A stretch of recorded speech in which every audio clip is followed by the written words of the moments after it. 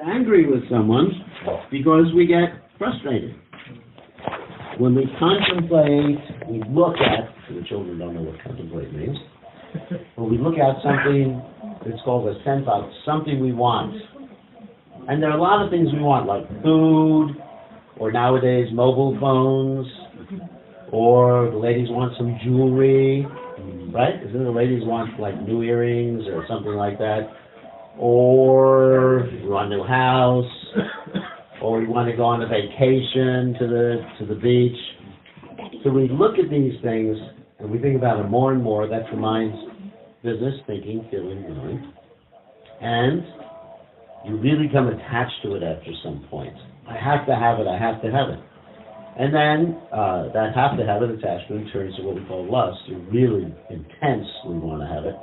But guess what happens? If you get what you want, you're still not happy.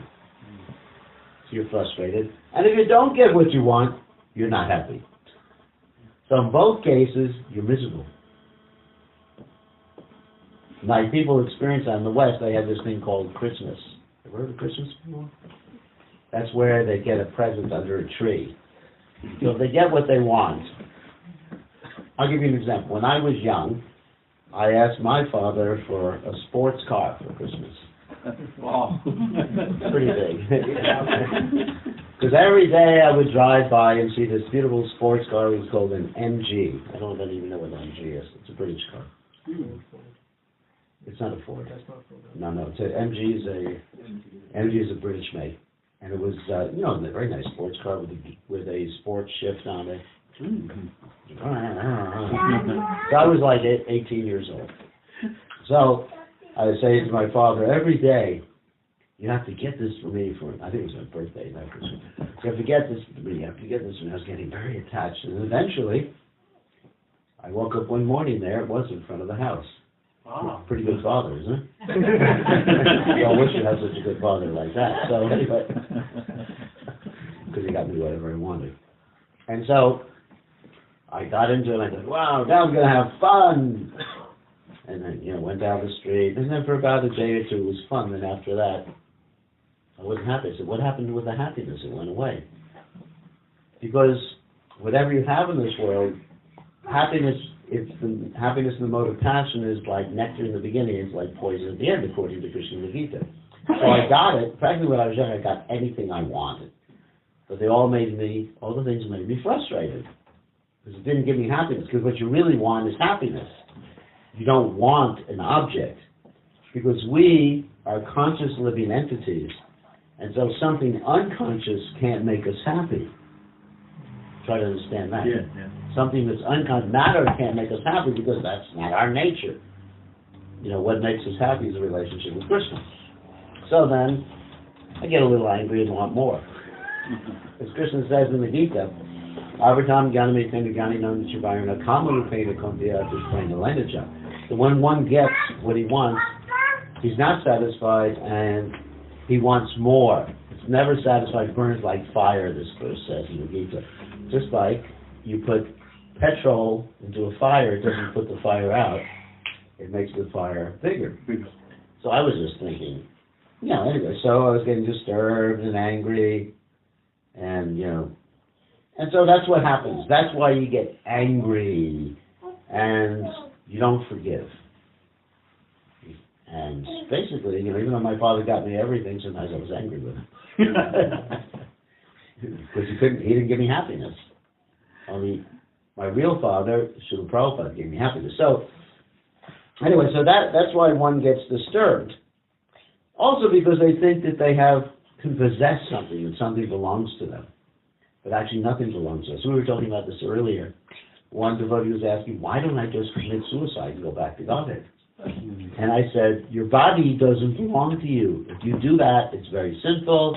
Krishna will punish you. He will not be happy because your body belongs to Krishna. It's meant to be used to serve Krishna. It's not yours to destroy. Just like someone else's car is not yours to destroy. It's their car. So this is Krishna's property.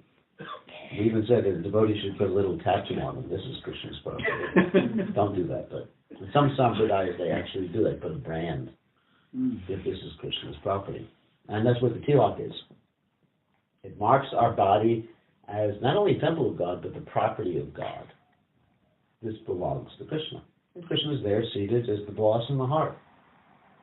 The boss instead of the super soul, the boss in the heart.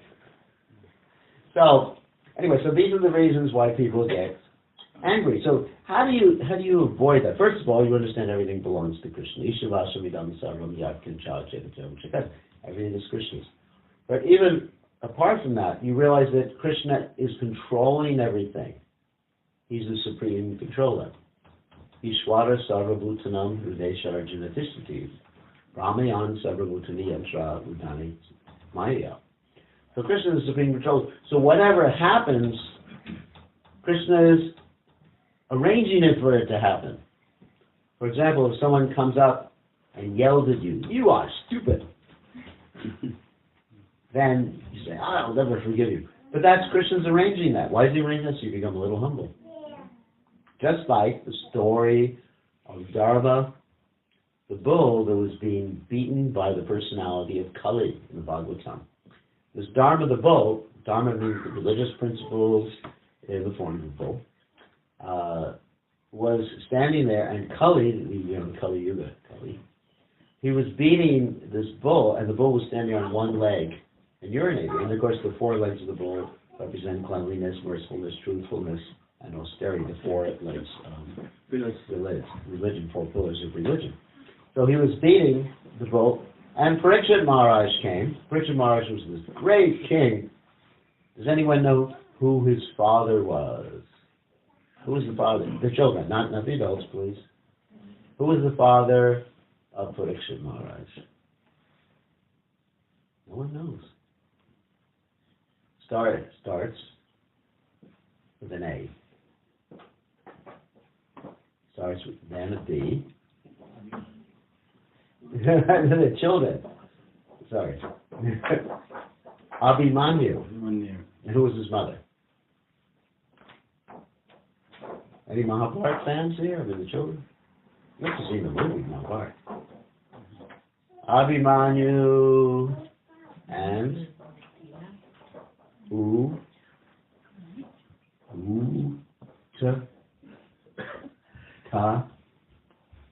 Ra. And Abhimanyu was the son of who?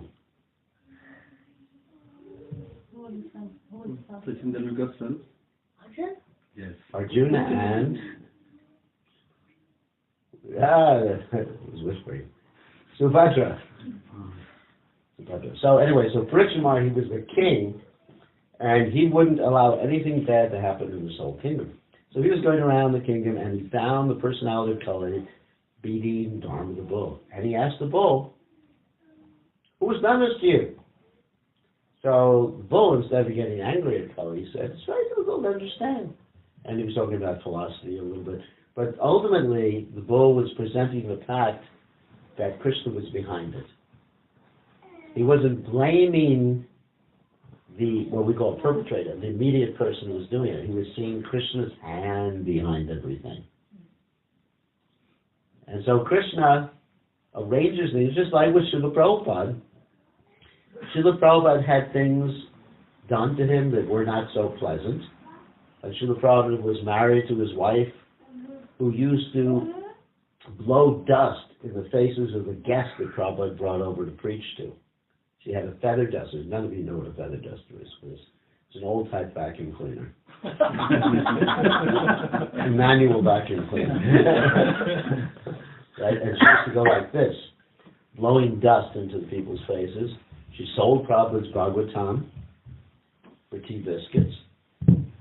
She told Prabhupada she would rather drink tea than have Prabhupada around. And so, Prabhupada was thinking, at one point when he was very young, he was thinking, maybe I need another wife. And his father said, no, this wife is very good for you. Because in this way you progress in Krishna. Not that all wives should be like that. Because every Krishna arranges things for each individual person that's the best. In other words, so Prabhupada was gored by a bull one time. He was walking in the streets of Delhi. And so all these things happened to Prabhupada, but Prabhupada always saw Krishna behind it. and he was thinking, what does Krishna want me to do? Or when Prabhupada was preaching in this place called Jhansi, everything was taken away. He had this whole temple, big building, and then the governor's wife arranged that everything was taken away just to make a ladies' live on after that. But Prabhupada never got angry because he saw Krishna's hand behind everything. So what does Krishna want us to do? When something happens to us, we should look beyond the person who's doing it. Because it says in the Bhagavatam, if you blame the person who's doing it, you're just as responsible for the action. Then you get into, of course, like children get it. He hit me first. And a big fight. So instead, you blame Krishna. No, you understand. Krishna did it. And then you think, why did Krishna do this to me? And then you think, what should I do about it? So there's like that famous verse in the Bhagavatam, Yashaham Anagrinami Harishe Tadadamshanai. For those who I favor, I take away things, I put them in difficult circumstances, so they basically take shelter, the Krishna is saying. So this is the point. This is how one forgives. Because if you're just looking at the immediate person who's just doing something, you'll never forgive them. You'll think it's their fault. But Krishna's arranged things. At the same time, if you're foolish, don't blame Krishna. Like let's say you're driving a car and you're tired and you fall asleep. You say, oh, Krishna's mercy. I smashed the car. No, it's not Krishna's mercy. Like Prabhupada one time, there was a very sad story. There were some devotees who died in a car accident because the devotees fell asleep while they were driving. And the devotee said to Prabhupada, oh, it was Krishna's mercy. And Prabhupada said, no, it was their foolishness. So don't blame Krishna for things that you do. Krishna's responsible for things that are outside of our control, like the weather and things like that, or what someone comes up and does. It's all just to help us be Krishna conscious. We take these as lessons and stepping stones in becoming Krishna. So that's really how you forgive. And there's other methods too. I mean, if you want to get into a little bit of psychology, that you understand that other people who do something to us, let's say someone yells at us, that's because they're in pain. They're suffering. So why do you have to suffer too? It's bad enough one person's suffering. Why would someone yell at you? They're angry. That means they're not happy. An angry person is not happy. It's just that the two don't mix. Anger and happiness just don't mix. Because he's suffering because he's lacking something. He's lacking Krishna consciousness. So we just look at someone who attacks us, and even like where Jesus Christ said, forgive them, they know what they do, and Haridas Thakur, he was feeling compassion for the Muslims who were beating him in 22 marketplaces. He was feeling, oh, these people are suffering. That's another way to look at it. You say, these people are really suffering. That's why they're acting like that. So therefore, let me pray for them. And one of the most potent things you can do when you chant Hare Krishna is pray for the people who don't like you. I mean, it's easy to pray for the people who like you. That's pretty easy, isn't it? People give you something, but the people who didn't treat